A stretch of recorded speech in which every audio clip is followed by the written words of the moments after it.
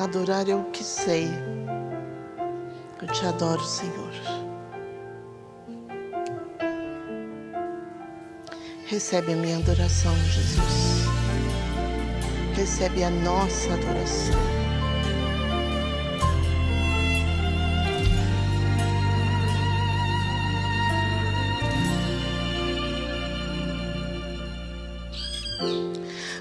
Adorador, é isso que eu sou. Adorador,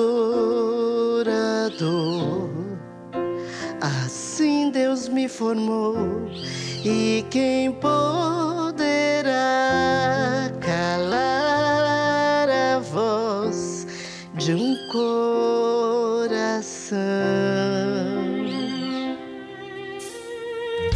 Se eu subir aos céus, eu sei que lá estás. Se eu mergulhar no mais profundo mar, nunca poderei me ausentar do teu olhar. Tu és o Deus que me sondas, tu és o Deus que me vê. Não tenho todas as respostas, mas de uma coisa eu sei: por toda a minha vida te adorarei. Adorar é o que sei, adorar é o que sou. Nada pode calar um adorador. Não existem prisões que contenham a voz de quem te adora, Senhor. É o que sei, é o que sou. Um adorador. Prisões que contenham a voz de quem te adora, Senhor.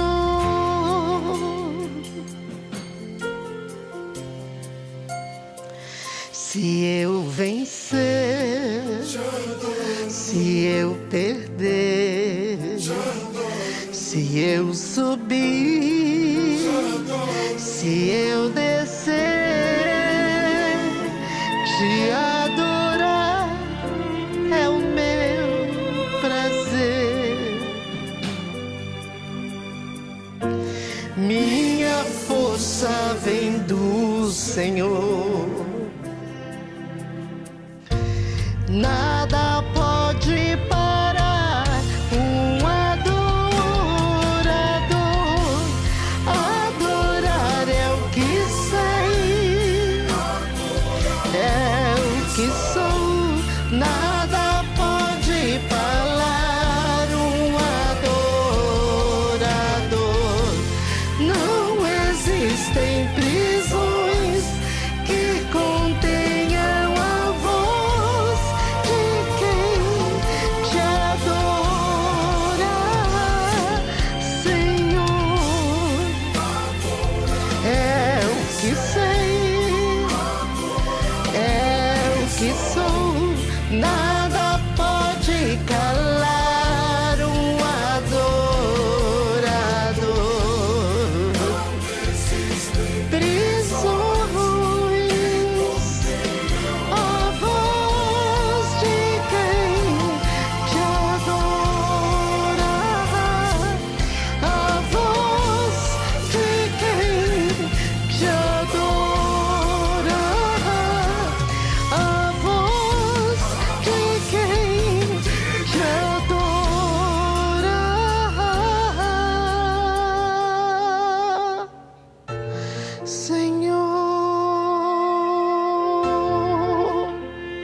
Nada pode calar, nada pode parar um adorador. Glória seja dada a Deus. Aleluia.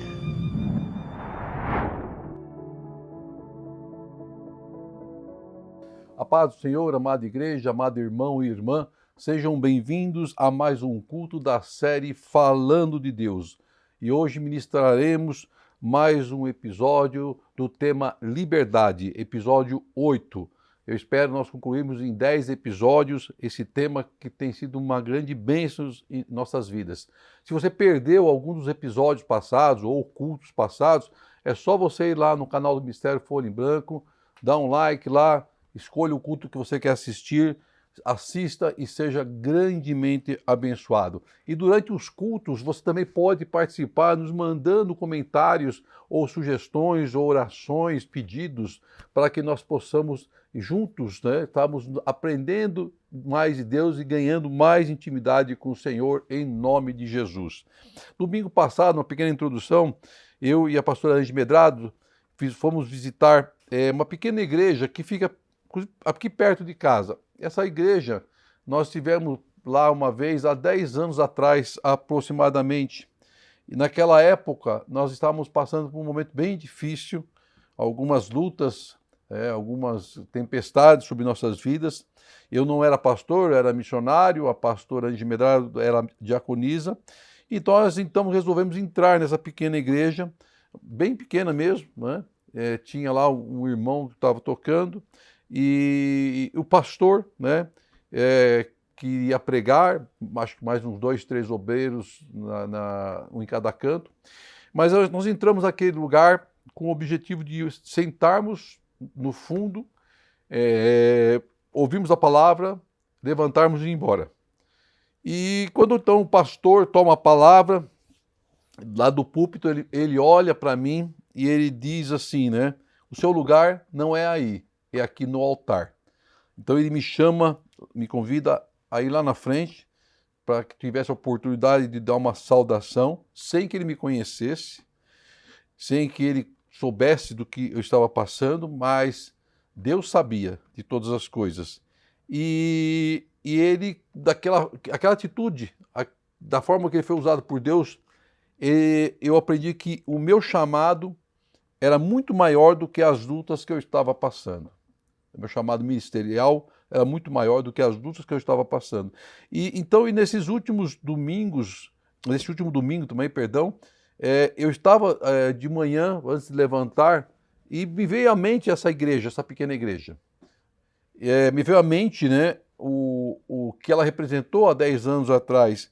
E eu senti no coração o desejo de visitá-la novamente. Ela fica a 10 minutos aqui de casa. E eu e minha esposa, então, fomos ao culto do final da tarde. Fomos muito bem recebidos pelos obreiros que ali estavam. O pastor nos veio cumprimentar, mas não se lembrou de mim.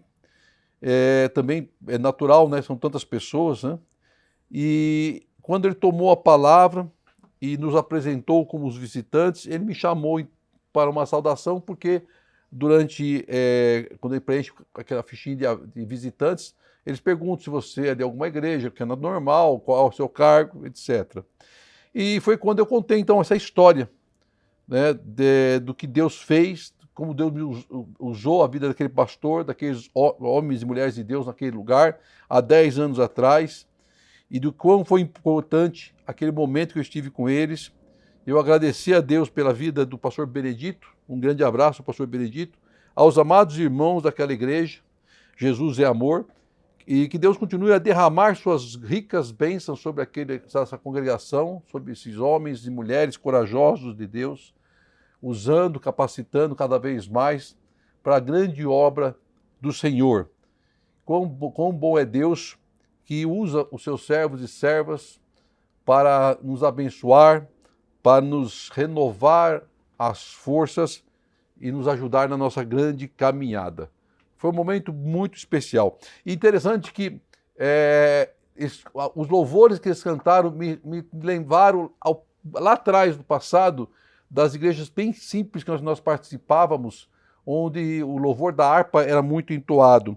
E um deles, que inclusive eu fui proibido de cantar pela minha esposa, porque ela disse que a minha voz vai assustar todo mundo.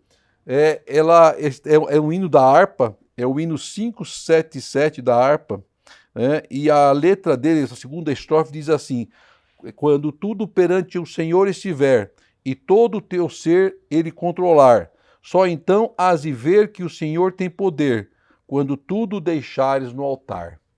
Glória seja dada a Deus. E eu me lembro que esse louvor, um pastor que me trouxe de volta a Cristo, numa Assembleia de Deus chamada Assembleia de Deus Horebe, há muitos anos atrás, pastor Ari, ele cantava esse louvor no altar. E quando ele cantava esse louvor, o mover era muito grande. E eu sentia muito forte a presença de Deus. E eu aprendi que no altar do Senhor que tudo acontece. No altar do Senhor que os milagres acontecem sobre nossas vidas. Guarda isso no teu coração. Guarda isso na sua vida. Deus opera fortemente através da simplicidade, né, das pessoas.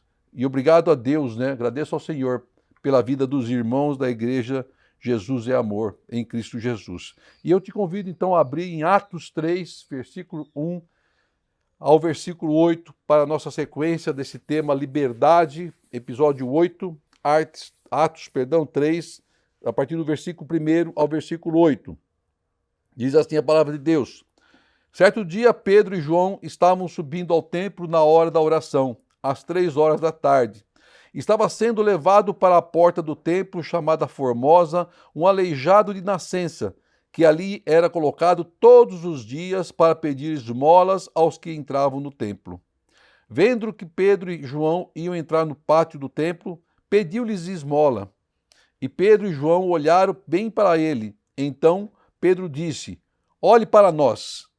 O homem olhou para eles com atenção, esperando receber deles alguma coisa. Disse Pedro: não tenho prata nem ouro, mas o que tenho, isto lhe dou. Em nome de Jesus Cristo, o Nazareno, ande. Segurando-o pela mão direita, ajudou a levantar-se, e imediatamente os pés e os tornozelos do homem ficaram firmes. E de um salto pôs-se em pé e começou a andar. Depois entrou com eles no pátio do templo, andando, saltando e louvando a Deus. Amém. Glória seja dada a Deus por essa palavra. Até o versículo 8, depois você, na sua casa, você leia o restante da passagem, que é uma passagem abençoada. Vamos buscar um entendimento através da palavra e do estudo de hoje sobre como vivermos intensamente os milagres de Deus.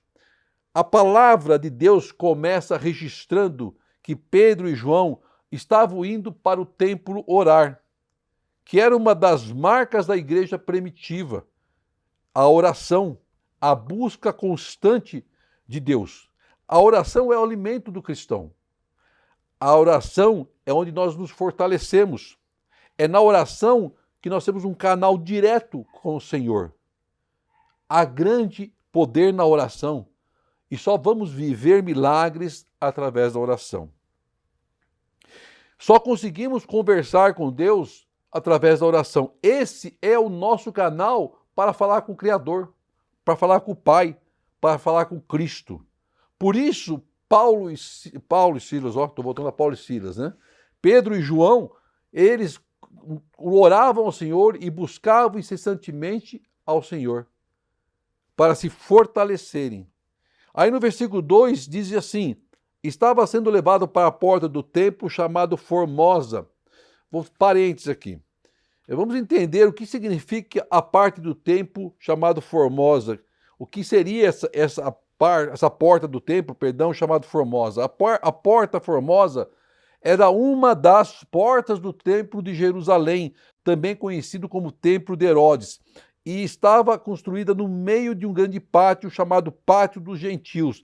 Ou seja, o templo de Jerusalém possuía várias portas de entrada e saída, e a porta Formosa era uma dessas portas, aonde aquele aleijado ficava e aonde os servos de Deus entraram.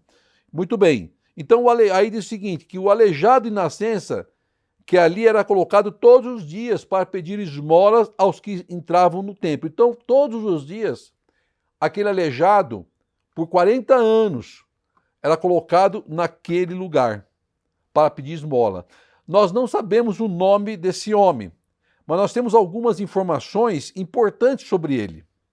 Ele era um homem que nunca teve a oportunidade de viver uma vida normal, porque ele era aleijado, ele era limitado fisicamente, ele era dependente de favores, ele era dependente de ajuda. Provavelmente ele podia estar sendo explorado devido à sua condição física. Ele não tinha sonhos, não tinha projetos, ele estava aprisionado em sua doença. Suas características descrevem esse homem e que muitos não dão nenhuma importância, nem ontem, nem hoje e nem será amanhã, porque nós nos acostumamos com cenas e situações terríveis que infelizmente nos afetam totalmente. Perdemos a sensibilidade. Passamos a ver como algo normal acontecendo em nossas vidas. Se você observar nas guerras que acontecem, as pessoas que passam por guerras, as pessoas que lutam em guerras, elas começam a viver aquilo de uma forma tão cotidiana que passa a ser normal na vida delas ver pessoas caídas, pessoas mortas. Não dão mais nenhuma importância, porque aquilo passa a ser uma rotina. E o mesmo acontecia com esse aleijado. Como se ele fosse apenas um símbolo naquele lugar, na entrada daquele templo. Aí o versículo 3 diz que, vendo que Pedro e João iam entrar no pátio do templo, pediu-lhe esmolas. Era normal, ele estava lá todo dia, fazendo isso todo dia, a todos que ali passavam.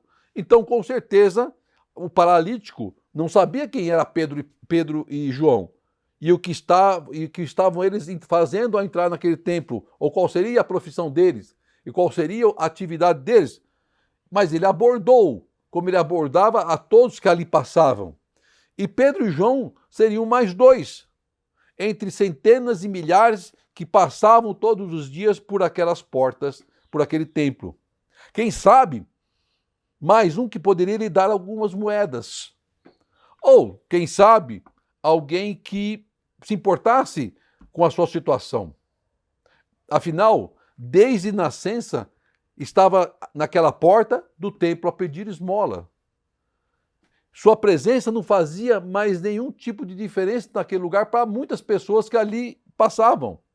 Seriam alguém já conhecido, que estava todos os dias, sem uma importância significativa.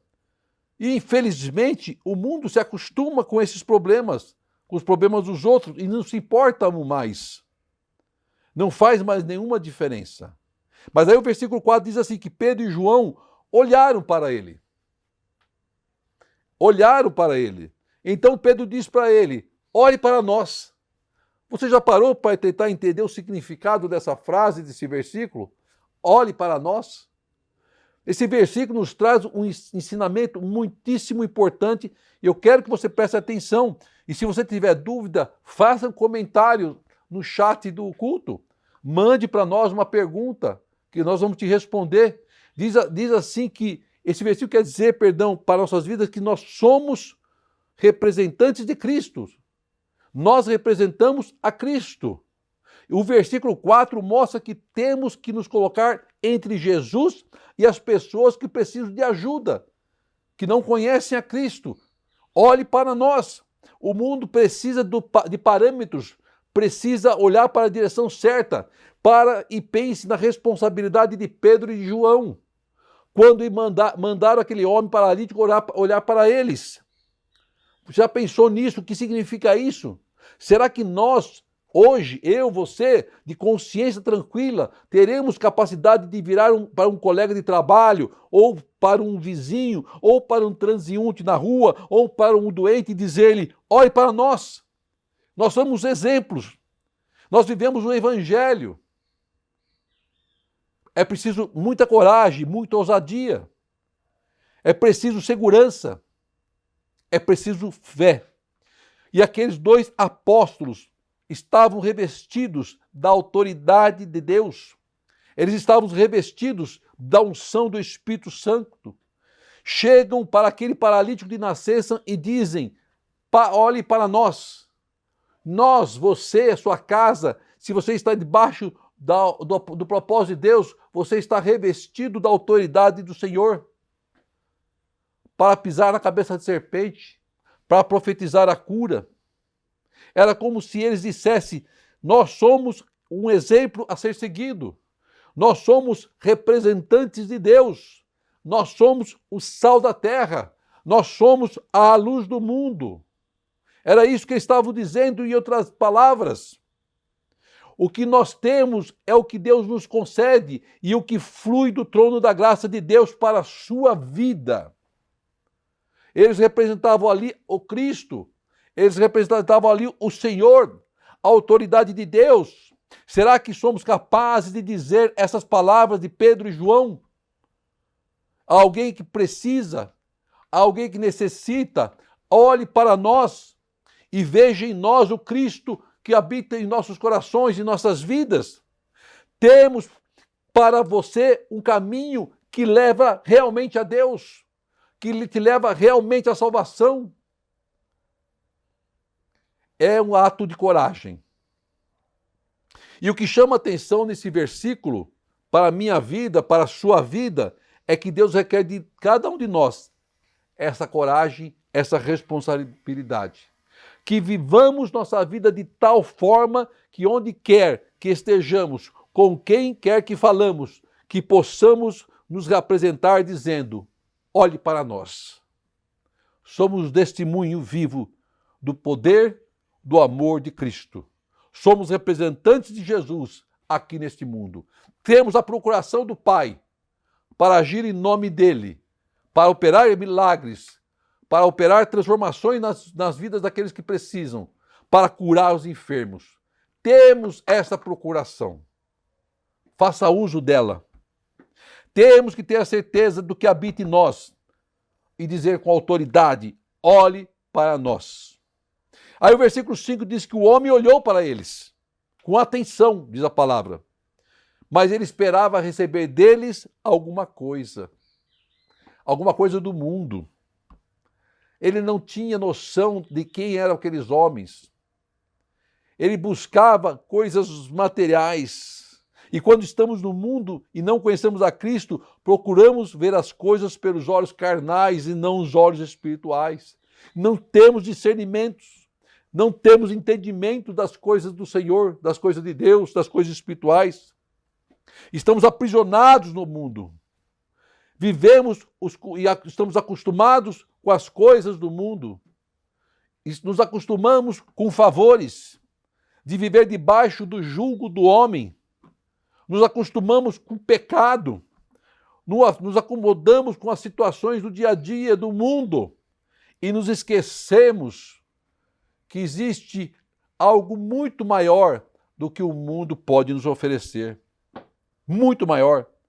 Mas quando olhamos com os olhos espirituais, vivemos a vida em Cristo e somos libertos de tudo isso.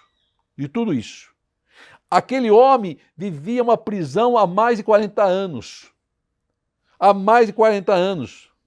Ele, durante esse tempo, pessoal, aprendeu a pedir esmolas, a viver de restos, a viver de sobras, ser um pedinte. Só pede, pede, pede. A sua vida não avança, nada acontece. Você já conheceu alguém assim? Você já chegou a vivenciar uma situação assim? Se você já vivenciou, também escreva para nós. Compartilhe no chat. Deus não nos fez para vivermos de esmolas, ou de restos, ou debaixo do jugo de homens. Temos que viver as abundâncias que Deus nos concede. Porque nós somos filhos, herdeiros, co-herdeiros de Cristo, com direito a sentar à mesa do rei.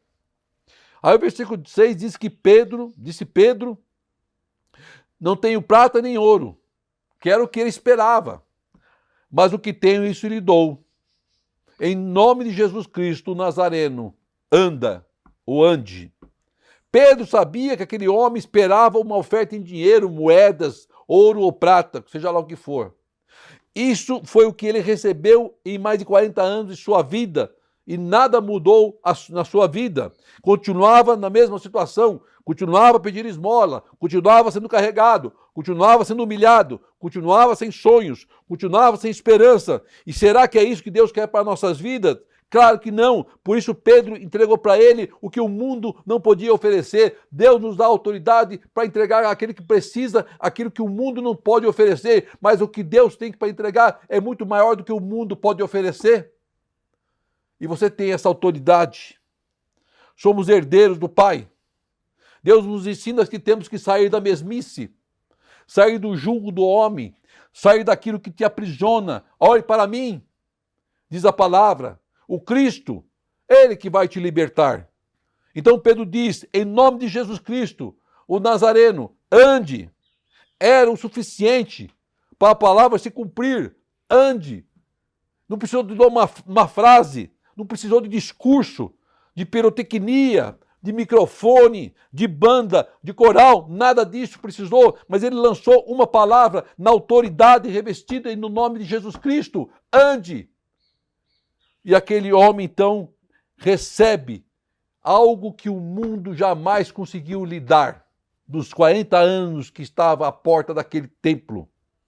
Nem o inferno, nem o homem, nem doença, nem paralisia vai impedir que a vontade de Deus seja feita sobre a sua vida. Por isso, meu irmão, minha irmã, saia dessa paralisia que te aprisiona e viva a liberdade que Deus tem para nos entregar hoje, em Cristo Jesus. Aí o versículo 7 diz que, segurando-o pela mão direita, ajudou a levantar-se, e imediatamente os pés e os tornozelos do homem ficaram firmes. Foram tantos anos de aprisionamento que aquele paralítico era incapaz de tomar posse de sua bênção. Foi preciso o homem de Deus ajudá-lo a sair daquela paralisia de mais de 40 anos, ajudá-lo a se levantar. Deus vai cumprir sua palavra em nossas vidas e vai nos ajudar a tomar posse dela, creia. Se a cura que você busca, olhe para mim e seja curado.